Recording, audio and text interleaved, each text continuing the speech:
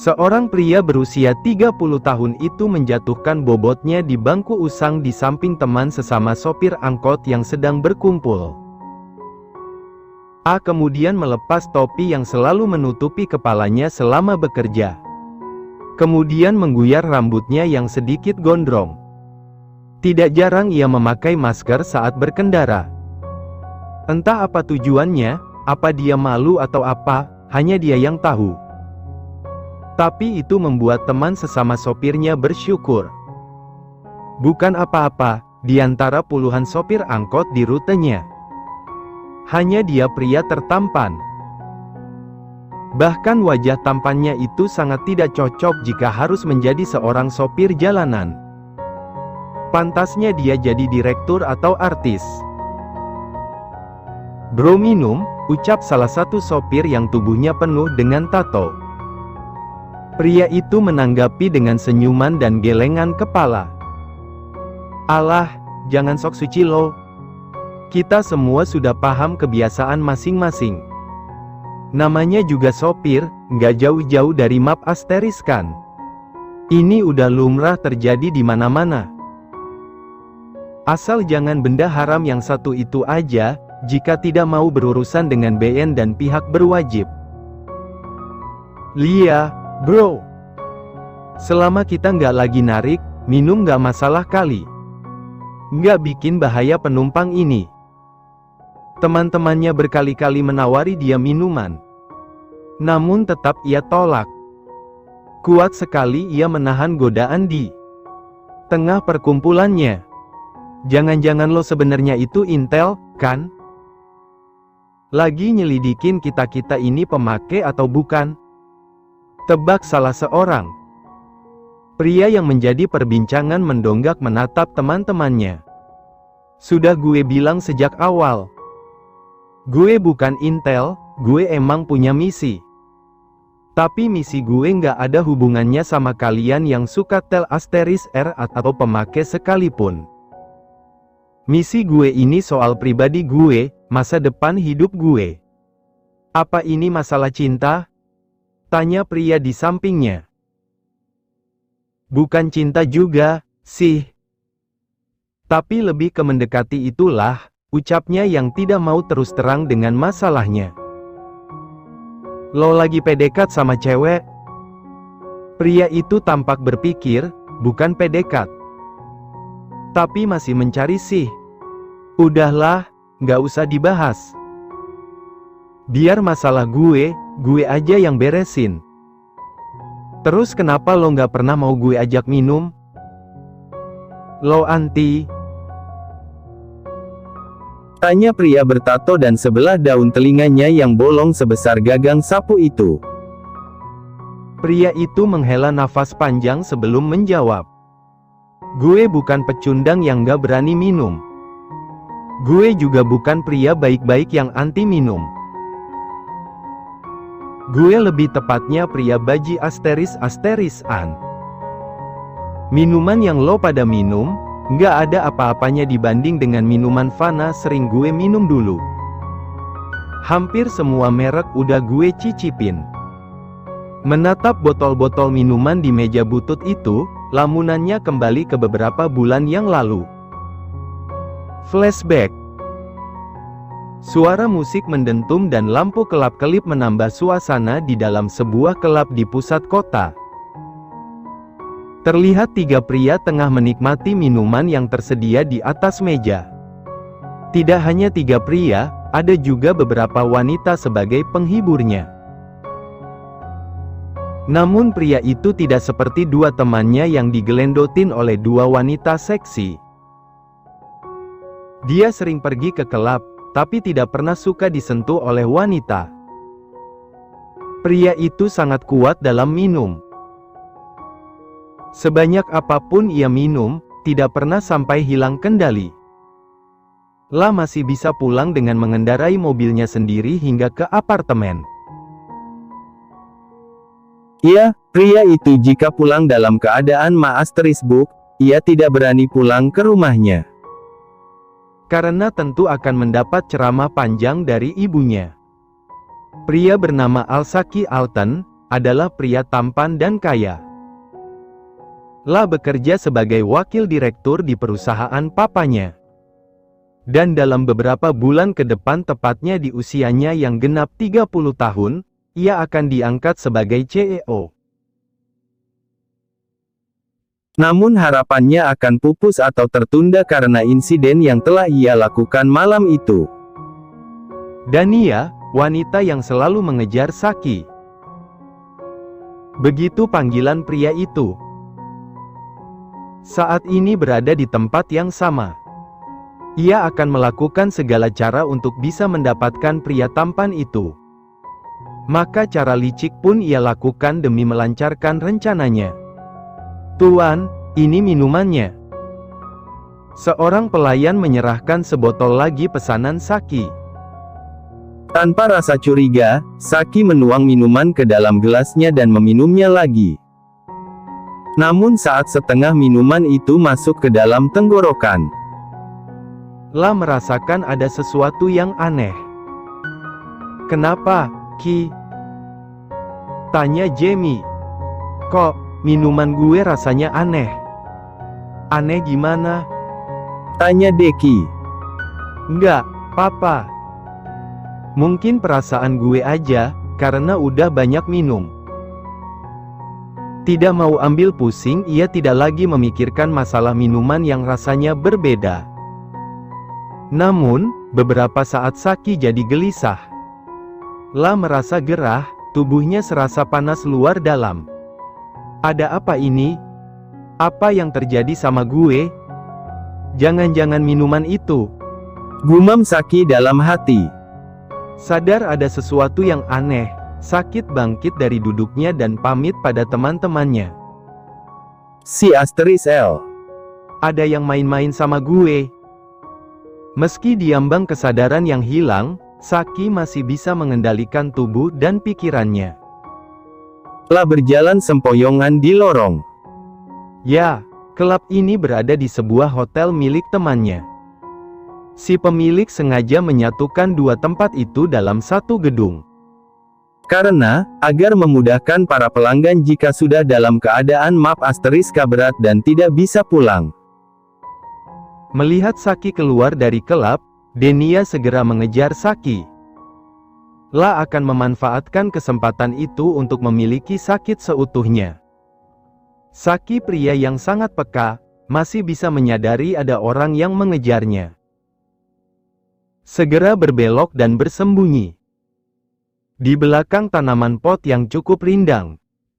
La berjongkok di sana membiarkan orang itu melewatinya. "Cek, siapa dia?" "Gue nggak bisa melihat dengan jelas akibat obat silan itu." Saki menggeleng-gelengkan kepala dengan cukup kencang agar ia bisa sadar. Tetapi, obat itu terlanjur merasuk ke dalam tubuhnya. Dan kini mulai bereaksi. La tidak hanya merasa kepanasan, namun juga merasa ada sebuah hasrat yang terpendam. La ingin segera melepaskannya.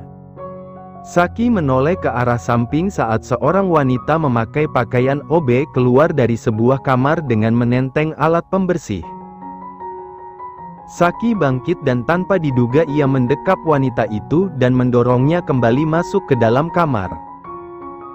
Tentu saja gadis itu terkejut dengan tindakan Saki yang tiba-tiba. Saki membungkam mulut gadis itu yang hendak berteriak. Dengan menggunakan satu tangan ia menahan mulut gadis itu dan mendorongnya di belakang pintu. Dan satu tangan ia gunakan untuk mengunci pintu. Alat kebersihan yang dia pegang berjatuhan ke lantai. La berusaha sekuatnya untuk memberontak. Namun tenaga pria yang sudah hilang kesadarannya itu begitu kuat. La menarik gadis itu dan melemparkannya ke atas tempat tidur. "Ah, tolong. Lepaskan saya," ucap gadis itu memohon dengan ketakutan. Air matanya sudah berderai karena takut. Gadis itu berusaha meloloskan diri dari pria asing yang sedang melecehkannya. Namun Saki menarik kakinya sehingga ia tidak bisa lagi kabur. Saki tidak mau gadis itu pergi, maka ia mekukung tubuh mungil gadis itu di bawahnya. Di luar dan ia kelimpungan mencari Saki, ia kembali ke tempat di mana Saki tadi bersembunyi. Tiba-tiba ia mengendus wangi parfum Saki.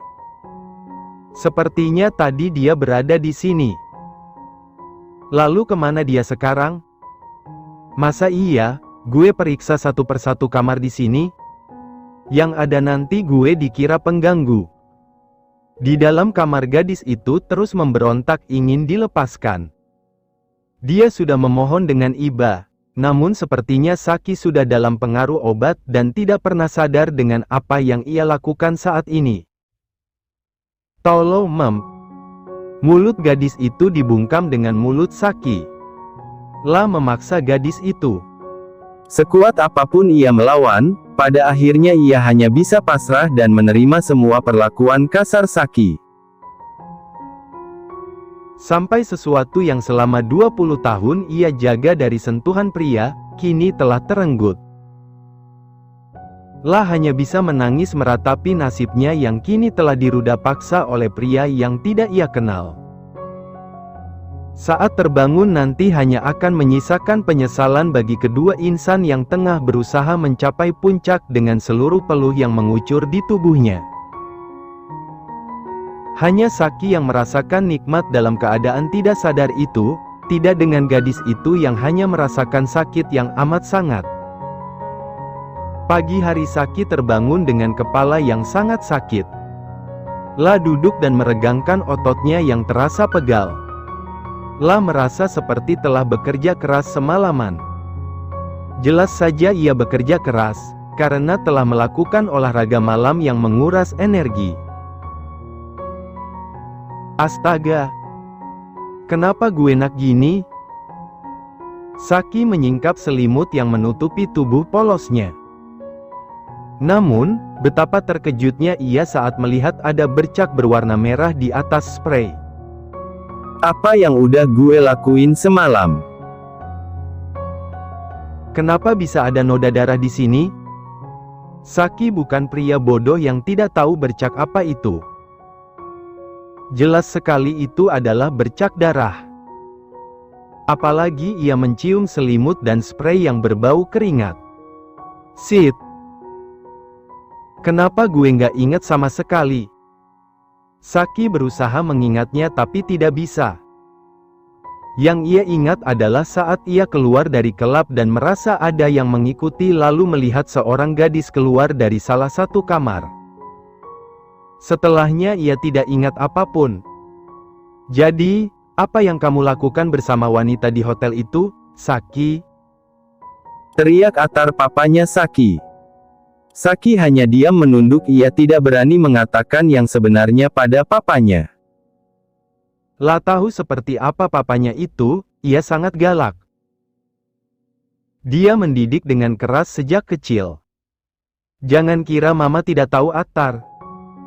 Orang suruhan mama mengatakan kalau kamu map asteriska berat dan kamu masuk kamar hotel sama perempuan. Kinan mamanya sangat marah pada putra itu. Orang suruhannya sangat telat menyampaikan berita. Karena sudah larut malam dan ia tidak berani mengganggu waktu istirahat Atar dan Kinan. Dia baru memberitahu tadi pagi. Dan saat kedua orang tua Saki akan menjemputnya di hotel. Pria itu telah pulang ke rumahnya. Saki tidak tahu jika selama ini orang tuanya selalu mengawasi Saki. Karena kebiasaan Saki yang sering masuk kelab, mereka tidak mau sampai terjadi sesuatu yang buruk pada putranya. Mereka bukan berasal dari keluarga alim. Keluarga mereka keluarga yang modern, yang tidak kolot dan tidak melarang keras anak-anaknya untuk minum. Asalkan bisa mengendalikan diri dan jangan sampai hilang kesadaran. Namun kebebasan itu justru menjadi malapetaka untuk mereka sendiri. Kurangnya didikan agama yang kuat sehingga menjadikan minum-minum dan kelab itu merupakan hal yang lumrah. Sasaki nggak ingat apapun, Ma, Pa. Saat bangun Saki dalam keadaan, Saki tidak sanggup melanjutkan ucapannya. La sangat malu pada kedua orang tuanya. Tidak perlu dilanjut, Mama nggak mau dengar cerita menjikan kamu, Saki. Saki, jangan karena Papa dan Mama bebasin kamu. Terus kamu kebablasan seperti itu. Meniduri wanita bukan hal baik, makanya Papa selalu ingatkan kamu. Kendalikan diri saat kamu minum, jangan sampai hilang kesadaran dan merugikan banyak orang. Saki semakin menunduk di depan kedua orang tuanya. La merasa bersalah. Bukan cuma pada orang tuanya, tapi juga pada gadis yang sudah ia renggut mahkotanya. Hati-hati kamu, Saki. Bagaimana jika wanita itu kotor dan memiliki penyakit, dan kamu tidak menggunakan pengaman? Bisa-bisa kamu tertular olehnya. Saki mendonggak menatap papanya. Sepertinya enggak, Pa.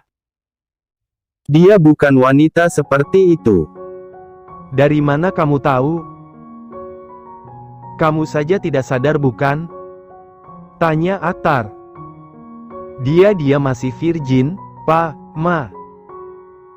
Cicit Saki. Apa? Pekik kedua orang tua Saki. Dia masih gadis? Tanya Kinan. Iya, Ma. Saki menemukan bercak di tempat tidur. Saki yakin, Saki orang yang telah merenggutnya. Dan Saki lebih yakin kalau dia bukan wanita Mur Asteris Han, karena saat Saki bangun dia udah nggak ada. Kalau dia wanita bayaran, tentu dia akan meminta bayaran dari Saki. Benar juga yang dikatakan oleh putranya. Mana ada penjual jasa tidak mau jasanya dibayar. Dan apa tadi, masih gadis? Hati Kinan jadi meringis, jika benar gadis itu gadis baik-baik. Pasti hidupnya akan hancur. Kehormatan bagi seorang perempuan adalah hal paling berharga dalam hidupnya. Jika sudah terenggut, tidak akan pernah bisa memperbaiki dan mengembalikan lagi seperti semula. Lalu di mana gadis itu? Kenapa dia tidak minta pertanggungjawaban kamu? Tekan Atar. Saki nggak tahu, Pa. Siapa gadis itu? Ucap Saki. Apa kamu nggak cari tahu siapa dia? Saki menggeleng dan membuat Atar dan Kinan menepuk keningnya. Sejak kapan Papa punya anak sebodoh ini, Ma? Tanya Atar pada sang istri. Itu anak kamu, Pa. Bukan anakku, ketus Kinan. Saki menatap cengok kedua orang tuanya. Kenapa mereka seperti tidak mau menggakui Saki sebagai anaknya? Mama sama Papa, apa-apaan sih? Dengus Saki. Kamu yang apa-apaan? Kenapa kamu nggak langsung cari tahu, kalau udah tahu dia itu masih gadis? Coba kamu pikir dalam keadaan kamu tidak sadar, gimana kalau kamu tidak sadar udah menanam benih di perutnya? Terus kalau dia hamil, anak kamu akan terlantar jika kamu tidak bertanggung jawab. Saki meresapi ucapan papanya, dan ada benarnya juga. Jika hal itu sampai terjadi, ia akan menjadi ayah yang tidak bertanggung jawab. Terus Saki harus apa, Pa? Astaga Saki. Atar mengeratkan giginya sampai terdengar bergemeletup. Kenapa hanya karena lepas perjaka semalam saja, anaknya ini sudah menjadi bodoh? Ya kamu cari tahu siapa dia, dan di mana tinggal. Kalau udah ketemu datengin tempat tinggalnya, terus kamu tanggung jawab. Masa begitu aja masih harus Papa yang kasih tahu, sih? Geram Atar. Saki hanya nyengir kuda sambil menggaruk-garuk kepala.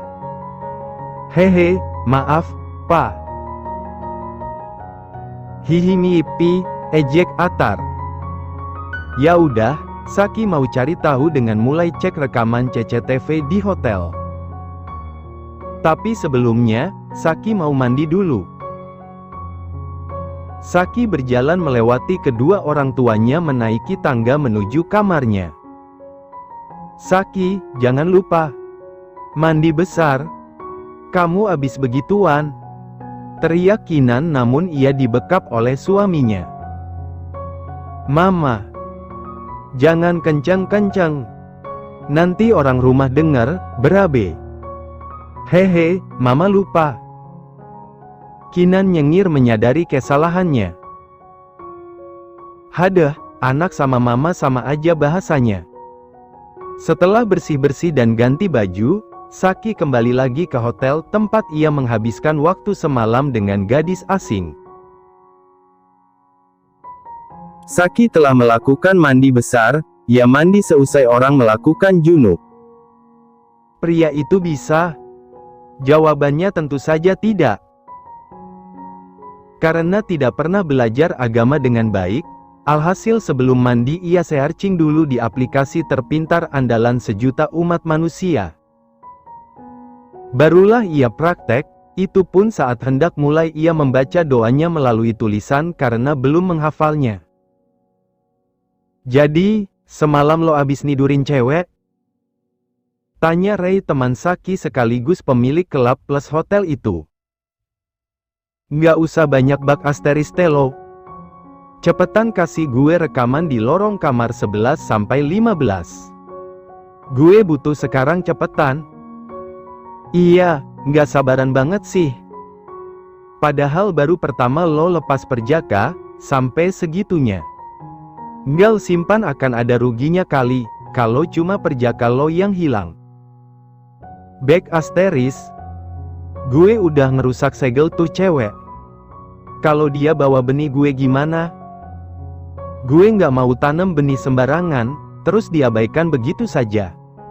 Saki sangat kesal dengan temannya itu. Lah tidak seperti teman-teman lainnya, yang dengan mudahnya membuang bibit benih sembarangan. Jangankan sembarang tanam, bersolo karir saja Saki tidak pernah. Tapi, dia nggak rugi-rugi amat. Toh, dia juga dapat perjaka lo. Dan lo dapat perawan dia, seloroh Ray.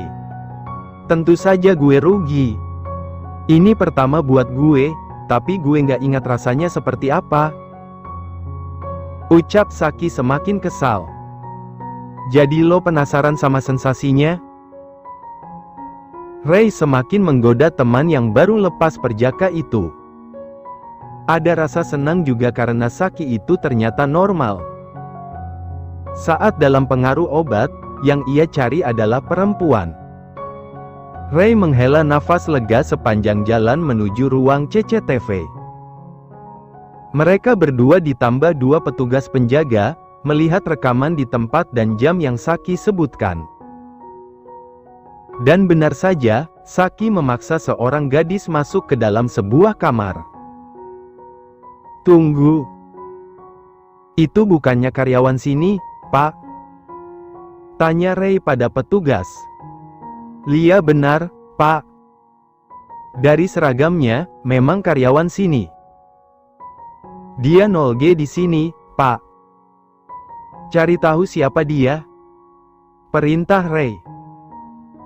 Tidak membutuhkan waktu lama, Ray sudah mengantongi identitas gadis yang bersama Saki semalam.